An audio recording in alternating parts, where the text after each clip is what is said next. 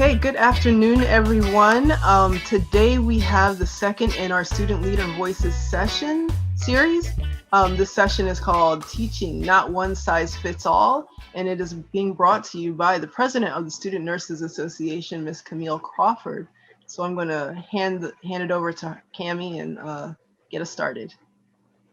Hey guys, you might have seen me in our last meeting. I'm not quite sure. I know at least one of you has, so it's very nice to have you back if you did. Just a little information about me, maybe. There we go. Sorry, technical difficulties. My name is Camille. I go by Cami. I was actually married last March 2020 during COVID, so that was interesting. I am a proud dog owner of 2 puppies. Well, not puppies, but puppies. And I am a creative procrastinator. So instead of doing my work, I find something creative to do, like paint a picture or use my Cricut so that I don't have to do the work that I'm supposed to do. It feels like I'm doing something, but really it's not. I am a second degree seeker. I already have 1 degree in English. It is a bachelor's degree, and I found that it was not quite as useful as what I'm going for now, which is nursing. At least it wasn't as useful to me because I'm not as much of a go-getter as you need to be with an English degree. I am currently the Student Nurses Association president. I am a 3rd semester student out of 4 semesters, so there's a light somewhere down there at the end of the tunnel. I will graduate. And this class today is about how to teach to people who learn differently. And I'm teaching this course specifically because I have had a lot of previous experience teaching, including with one of my professors when I was getting my English degree. I was a student teacher helping him out, specifically with learning how to do Microsoft, the PowerPoint, the Word, the Excel, teaching all those little hotkey tips to some people who aren't very tech savvy. We'll go with that one. I also taught swim lessons to both adults and children, so I learned how to adapt in that way. And as I said, this is my 2nd degree I'm going for. So, I've got the schooling experience from being in bunches of classes. And I'm also going for nursing, and nursing is teaching. You have to teach every single client you get how to make sure that they're taking their medications appropriately, what to watch out for, how to take care of themselves to ensure that they don't end up coming back to you the next day after they're discharged. It's very important, and it's something that we stress a lot in the program. So as far as for you guys, teaching is a very important thing to learn. You don't need to be a teacher to know how to teach. Every leader teaches.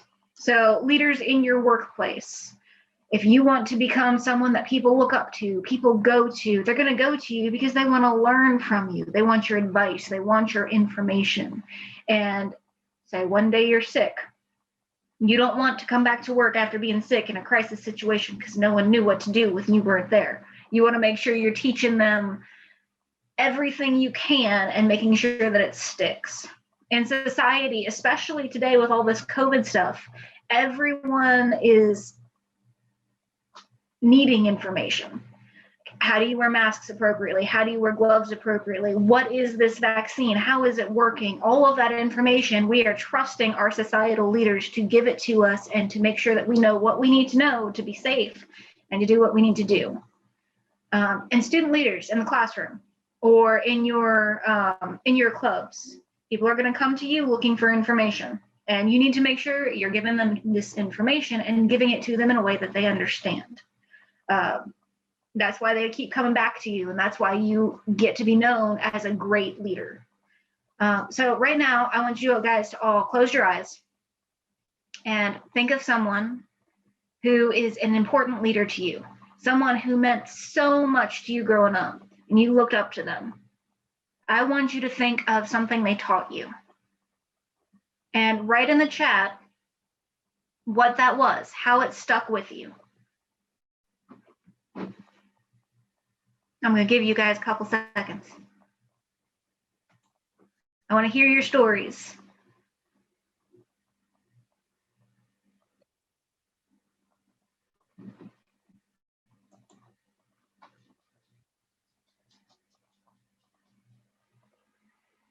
And while you guys are writing that, I'll just tell you a little bit about mine. My most important leader in my life is my grandfather. He's been the person I've looked up to since I was like barely teetering, right? One of the most important things he taught me how to do was how to fish appropriately. And he would not just tell it to me, he would show it to me. This is how you bait the hook. This is how you throw cast the line in the water. This is how you're supposed to reel it in appropriately to get a fish. And he would always say, you need to make sure that you have country music playing because the fish need to hear it. That's why they come to you. And we would learn how to take the fish off. And we don't eat fish in my house, so we would just throw the fish back so that we could catch it later. It was one of my favorite memories, but he was really, really good at teaching it.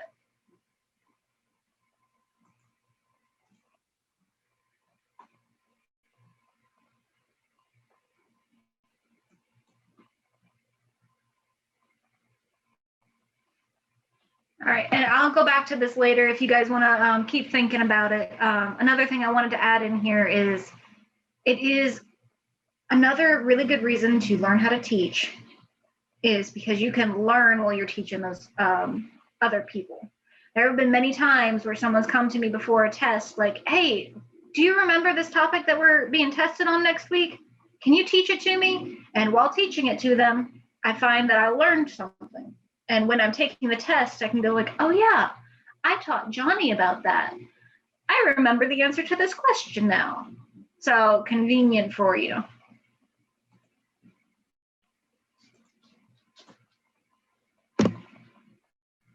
So the main problem with teaching nowadays, I'm sure many people have seen this photo, is that not everyone is able to learn the way that some people teach. And like in this photo, you can't teach a fish to climb a tree like a monkey. You need to teach the fish how the fish will learn and the monkey how the monkey will learn to get done what they need to do. And we were slowly adjusting to teaching different people in different ways in the classroom settings, and people in workplace settings were adjusting as well. And suddenly, boom, we're online. And now everyone's got to learn specifically from this little box right in front of them. And it's making life incredibly difficult. And it's very difficult to learn how to adapt for someone who is a, say, kinesthetic learner, which we'll talk about later, that needs to be able to be hands-on, seeing and doing something when they have to just sit there and be lectured to. So just keep these things in mind while we're going over these different ways that people learn and different ways to teach to them. And if you have any questions, please put them in the chat. Let me know, and I will answer them to the best of my ability. So Cami, Abigail gave you an example. She said her youth leader at her church taught her so many important lessons, how to care for others, how much little acts of kindness can impact a person's day, and so much more. Yeah. Yeah, those leaders can teach you lots of things, and they teach you by showing you, right? They teach you by like doing it for you and doing it with you. And it's just beautiful that most leaders can lead by example and use their kinesthetic and visual teaching methods to teach you how to do things. I think that's mostly what. Oh, you tell me, Abigail, with your youth leader, were they teaching you, how did they teach you those things? Were they teaching you by showing it? Were they teaching you by talking to you about how to do it?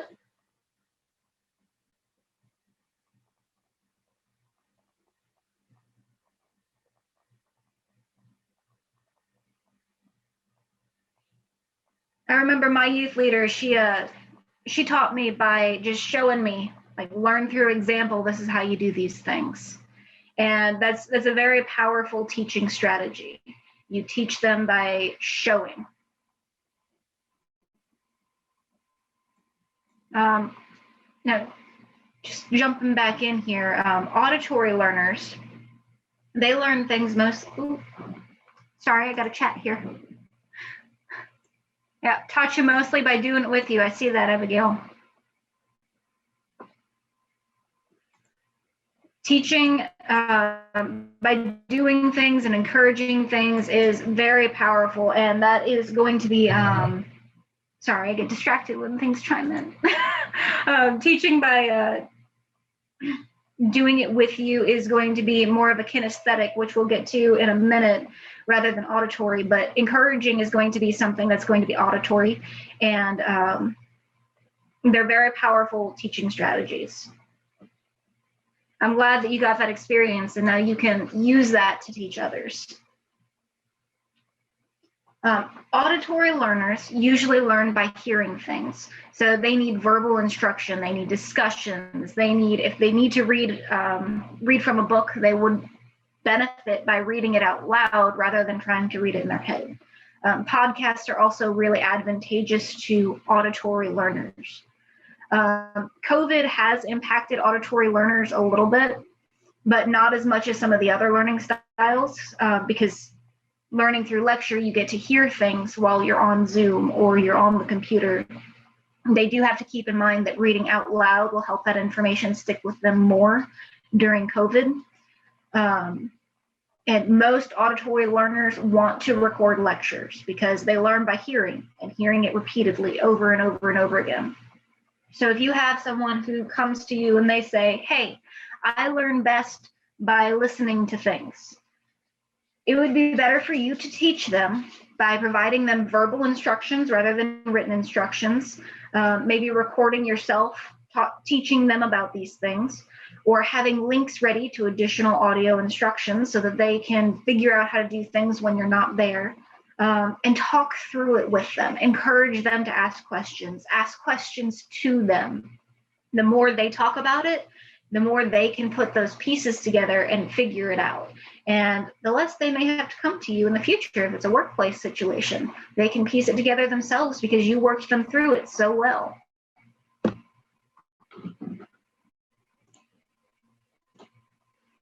Now, my visual learners, this is definitely not me. I try to make it me, but it's not. Visual learners are usually very organized. They use graphic organizers and color coding. They prefer charts and outlines. They need pictures with their PowerPoints. You can't just give them a wall of text and expect them to go, okay, I got it. These people, they need something to see, something to do. They can also learn using the YouTube videos. However, I would recommend for our visual learners something like Khan Academy, where they draw while they're talking to you, and they do concept maps or outlines on a whiteboard while they're talking. And COVID has impacted these people as well, because there is no whiteboard for them to look at unless the instructor or the workplace is more tech savvy and they use the specific whiteboard features and they have the ability to do that on their computer. And I know I've had many a teacher and not many of them were that tech savvy. Lectures with PowerPoints can be useful for visual learners. You just need to make sure that those PowerPoints aren't complete walls of text. You need to break it up with photos and visuals and drawings.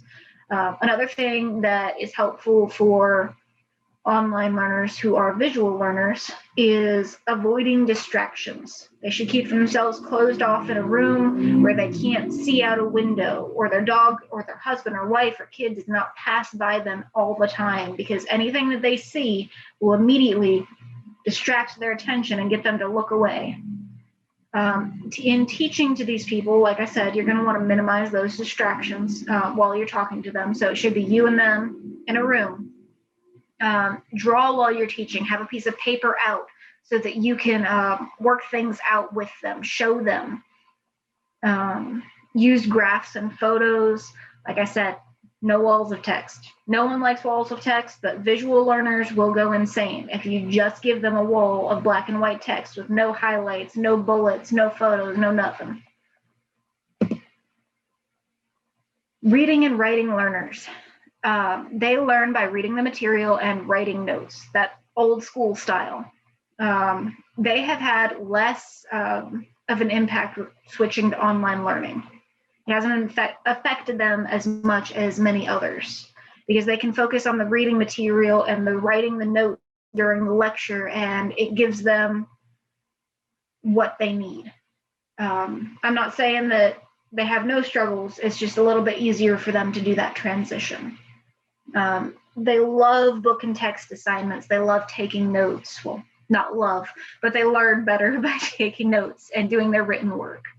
And when you're teaching these people, you want to encourage them to take notes, encourage them to do written assignments, like questions or fill in the blanks. A lot of people who are not reading and writing centered learners will feel like this fill in the blank or the questions is just going to be busy work. But the people who learn by writing things down, they absolutely need that kind of work. I've ran into a few people who are like, I need to write notes down. I absolutely need to. I don't necessarily need to ever look at those notes again. I can throw them away, but I need to write them down so that I have them. And once I write them, it's stuck in my head. There is a difference between writing your notes and typing your notes. Reading and writing learners will not benefit by typing out their notes at all. It triggers something else in your brain, and there are bunches of studies on it, how typing and writing trigger different parts. So make sure that they're writing it down and not typing it. I would also recommend that you give these people some extra reading material, like extra reading in books or research articles, anything that you can find that you think would help these people. Kinesthetic learners, like we were talking about earlier, Miss Abigail, they learn by doing or seeing and acting. They learn by touch and feel and body movement, and it's not just something that they can do while they're stationary. COVID has made kinesthetic learners very nervous, because sitting in front of a computer screen for hours on end, just trying to absorb information, doesn't work well for them. They can record their lectures, and no matter how many times they listen to it, if they're not doing something, it's not going to work. So I recommend, especially at home, encouraging them to fidget with something, like just having a pen in their hands and moving it around their fingers, or getting a fidget item of some sort, like a fidget spinner or one of the cubes. I would not encourage this if there are other people around, because non-kinesthetic learners will get frustrated if they hear you popping a pen, or they see you just spinning something around in your hand constantly. It can be a distraction to other people. But while they are in their own little space, they can make as much noise as they want, as long as their camera's on mute. I would encourage walkabouts. So teach them while you're walking around campus, or teach them while walking around the classroom a little bit. Get their bodies exercising so that their walking triggers the memory of what they need to be learning. I encourage standing desks for these kinds of people, especially during the COVID learning while you're in the classroom kind of deal, or learning while you work from home. I also, when possible, encourage you to give directions live. This was something that I did a lot with teaching people how to do Microsoft. We would open the program together. We would go through and click all the things together. Everyone had their own computer in front of them, and they would click on the right thing, so that later on, the mechanics of everything stuck with them and they could do it without me. I would also recommend recording lectures so that they could go back and maybe walk on a treadmill and listen to it later, so that, again, it's giving them that walkabout kind of feel and can trigger them to remember things later. And just a couple, let me check this chat here real quick, because I see you guys talking. I just can't see both at the same time.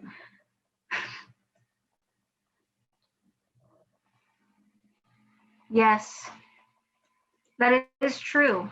That is something I haven't gotten to mention until this slide, Miss Abigail, but people aren't necessarily stuck in one of these four.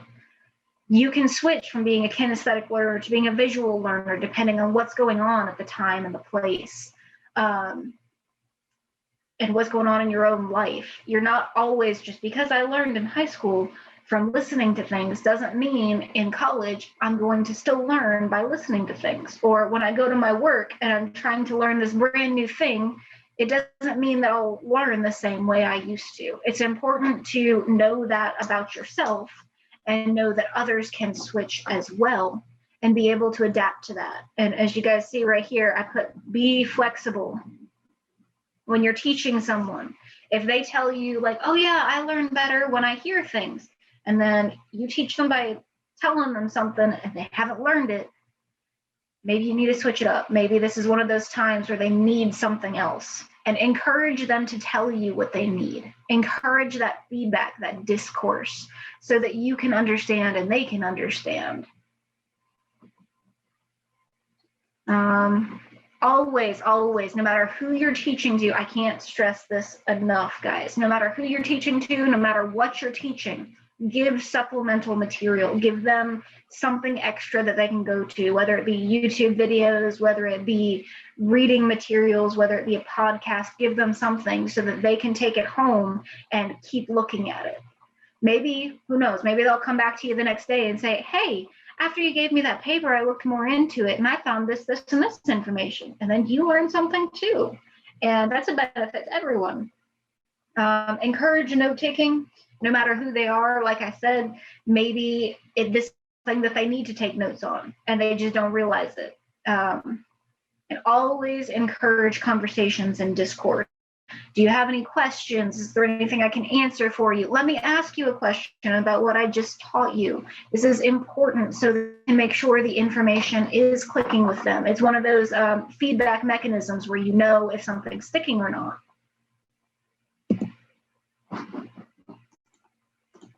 And if you guys, it looks like most of you know, but if you guys aren't sure, here are a couple learning style assessments that you guys could try out if you wanted to. A couple of YouTube videos on the different learning styles and how to study for your learning style. You can also find teaching tips in there. If you just work them around a little bit, think about them some, you can work these into some teaching tips. And a little graphic to show you more about your learning styles. Let's see, I'm checking this chat one more time here. Yeah, Sarah had mentioned a question for the students, asking you guys, the students, like, when are you teaching others? Open to everybody.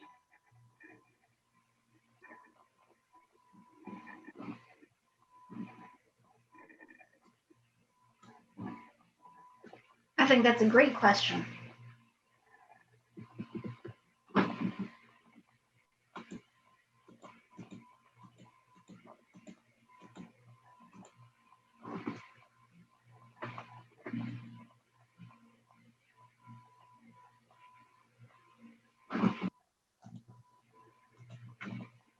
She said, thinking about your family, home life right now.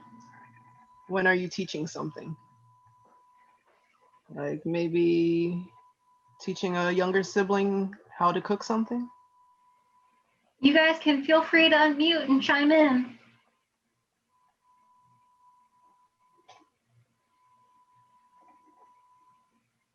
Are you thinking about how you're communicating to them?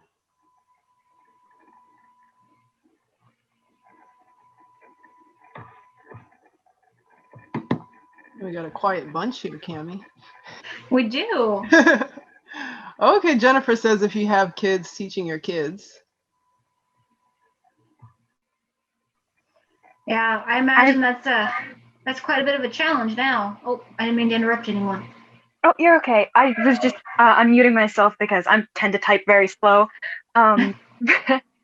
But I was just going to say that whenever I finish like my TCC classes or I learn something really interesting by myself, I kind of tend to tell my family, like I'll say during our dinner time or something, hey, did you know this, this, and this? I'm not sure if that kind of really counts, but I do like to find up like fun facts and stuff like that and just kind of share them with people. Mm-hmm. That definitely counts. Different ways like that. And then in different classroom situations, I like to, if I see somebody struggling with a problem, like with math, I tend to try to explain it the best I can. because I tend to skip a few steps. Maybe I can't explain it the best, but if I can help, I take that as a plus. Yeah. I think that also goes back to what Cami was saying. When you are teaching somebody, it also helps you to retain the information and remember what you're teaching and learning while you're teaching. So we have two Jennifers here. Jennifer Scales said, by letting the kids come into the kitchen to cook with you. And Jennifer Zamora says, studying with a classmate, teaching points if they don't understand. So just like what Abigail was saying. Teaching others is a great way to teach yourself. And it's a great way to feel connected with your classmates. Talking about just leading in general, when someone comes to you and they ask for your help, it makes you feel good, right? And when you're able to help them and you know they did better because you were able to do something, it makes you want to do it more. It makes you want to learn how to help others better. And I think that teaching is a great way, and learning how to teach is a great way to teach others or to help others.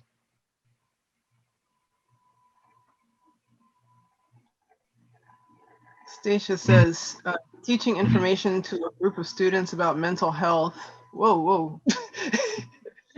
I lost the chat. a lot of text just came in at the same time. With presentations and discussions, as well as YouTube videos that it can explain more than she can. So, as you were saying, using those tools to help explain, and that helps to hit on people's different styles. And Sarah says, from a leadership standpoint, you often teach others, calling back the opening question about when you learned through leaders, taking a moment to ask what someone's learning style is can greatly help in leadership because you can shape your message to their learning style. And then Catherine says she teaches her younger siblings when they are struggling with their homework and when they needed help. And when teaching them, she feels like she's also learning something. Yeah, I think, as Sarah was saying, when you're also like when you are taking the time to learn somebody's learning style, then that can show a great sense of leadership because it shows that you care about that person. You're actually taking that time to learn more about them, find out how you can help them best. So it's not just, okay, I'm going to teach you this, but like, I want to find out the best way I can teach you that you're going to learn this. So, I think this is really a really wonderful trait to have. And, if our audience was not aware of the different learning styles that there are, now they are, and they can go back, and even if they want to work with somebody, they can say, hey, can you like check this out first? And then, say, okay, you're an auditory learner. Let me think about ways I can engage with you.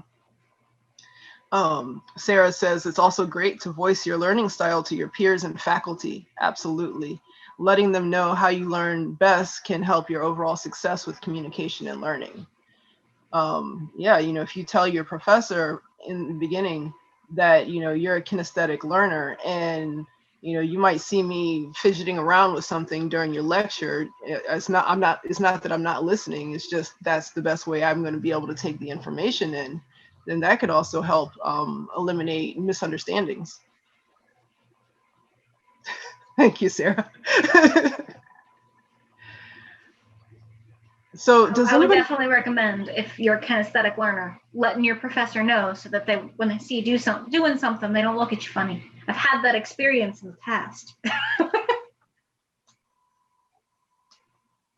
William Tyler says, even in a professional environment, allowing your colleagues to know what kind of learner you are too. Definitely. Yeah, I mean, I think this all definitely connects with the presentation that we had earlier this month on leadership styles.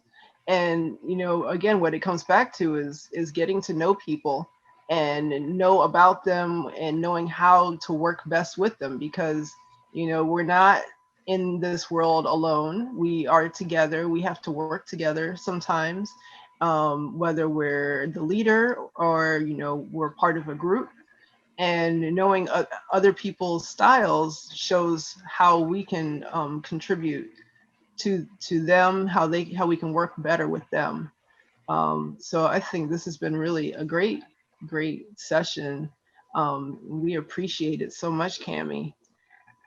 Sarah says, she always says, paint me a picture, and that's what part of how she works to get visual learning through conversations and brainstorming. Definitely. Does anybody have any questions for Cami before we wrap it up? Yes, please. I have experience teaching lots of age groups and lots of different kinds of learners. And if you have any questions, I'm here. I can put my email address in the chat as well.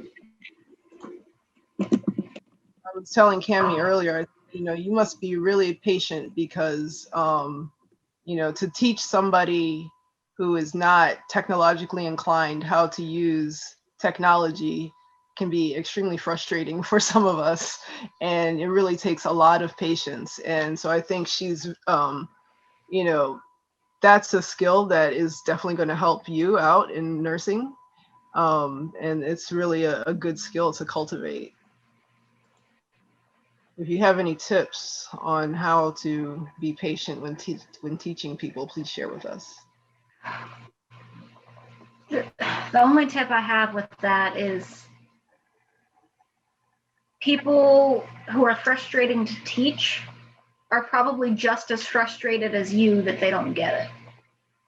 And that's something you got to keep in mind. It's that they want to learn. It's not that they aren't wanting this information. It's just that it's not clicking with them. So it's a matter of you and them working together to find a way that works best to teach them. And that's what some of these points that I've mentioned to you guys is if one of these things doesn't work, you got to go to the next one. Go to the next one. You can't just give up. If they're not giving up, you don't give up. Yeah, and I think again, if they're just as frustrated, then by learning their styles, that might be you might find that key that helps them to say, now I get it. That click moment is beautiful when you can see everything in their face and it pieces together, and you're just like, my work, it's worked. It's a pretty amazing thing.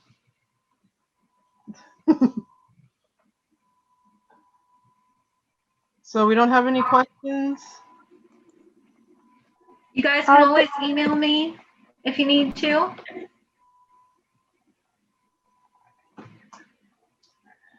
All right, well. This isn't, I'm sorry. No, go ahead, please. This isn't more of a question, but more of a comment. I was just going to say on the point that you made about being flexible, I think that's a really big thing in teaching people. Like, for example, my mom has been a teacher in all different kinds of schools, private, public, and a big thing that she stresses on whenever she's teaching me, different teaching styles and stuff as well, and just teaching me in general, is to be flexible, because you have so many different personalities and characters that you're teaching that you need to be flexible and know that not everybody is going to learn the same way, like you were talking about. And when you're strict on them and yourself, it just stresses them out more, and it stresses you out more to follow that strict procedure that you have pushed onto them and onto yourself. Yeah, exactly. There's a lot of things in life. I think if we could just be a little bit more flexible, a little bit more kind, spread that flexibility and kindness around, life would be a lot easier. Absolutely.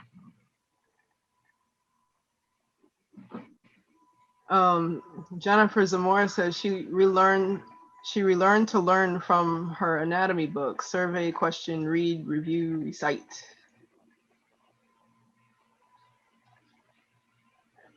Anatomy. I remember that class. It's a lot of hands-on stuff, and it would be incredibly difficult to learn that right now during COVID when You're not supposed to be in the classroom for the most part, but you've got to learn all of those body parts and where they go. Jennifer, we are recording this, so it will be available on our YouTube channel. I can't tell you when, but it will be eventually. So keep an eye out for that, and you can see it from the beginning. So she was saying she was sad she missed the first 20 minutes.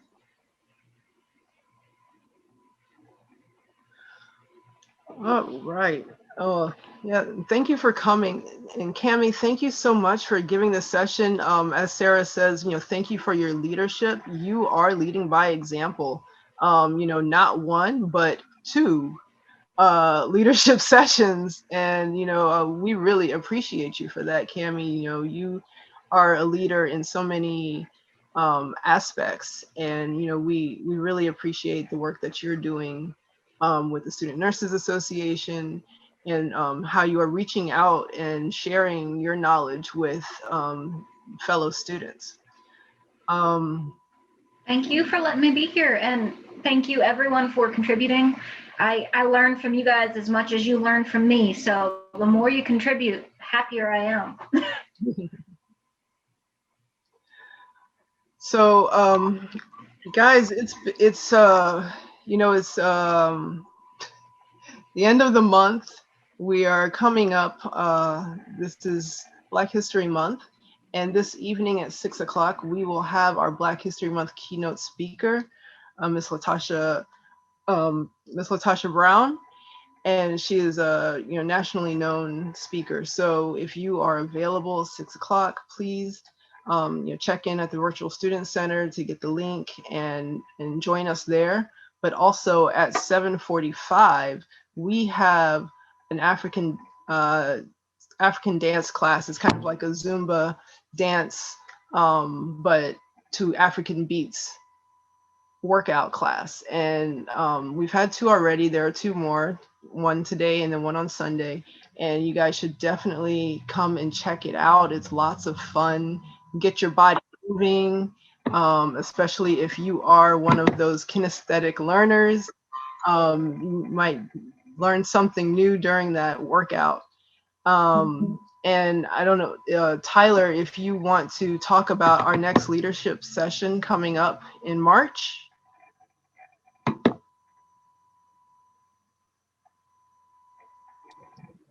When you said Tyler, I was like, who is Tyler? Who is she talking about? William Flanagan. Yeah, so we will actually be doing, sorry, my camera's over here. We're actually doing it's called Corporate to Controllers. So how you can apply skills that you have gaming in the professional professional environment, or just in life in general. And similar to what Cami did, it's going to be really, well, we're hoping to have a really good, Cami, you have a rough act to follow. So we're hoping to provide you with some quality sessions during that time period. I think that's happening in next month in March. So if you have the availability, we're looking forward to seeing you all. Fantastic. So, I could tell you of all the programs, but we have so much, but Jennifer does want you guys to know, and since it is a nice day out, it's the last day for free admission at the Norfolk Botanical Gardens. So if you are free, go check that out. But thank you guys, everybody, for coming. Like I said, we have recorded this, so the recording will be available in case you missed it or you want to go back and get more information.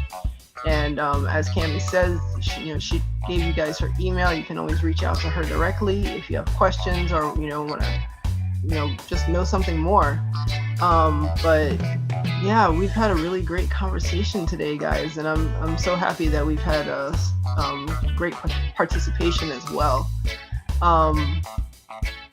With that said, please keep checking in at the Virtual Student Center and see what other programs are going on. Also, by the way, the Student Government Association is meeting tomorrow at 12:30, and as you guys are all students, you are all members of the Student Government Association. So please come to the meeting, and this is how your voice is heard as a student, is by engaging with your Student Government Association. So with that, I think we are going to head on out, and I know some of us have some other places to head to today. But thank you everybody for coming. Yes, thank you everyone.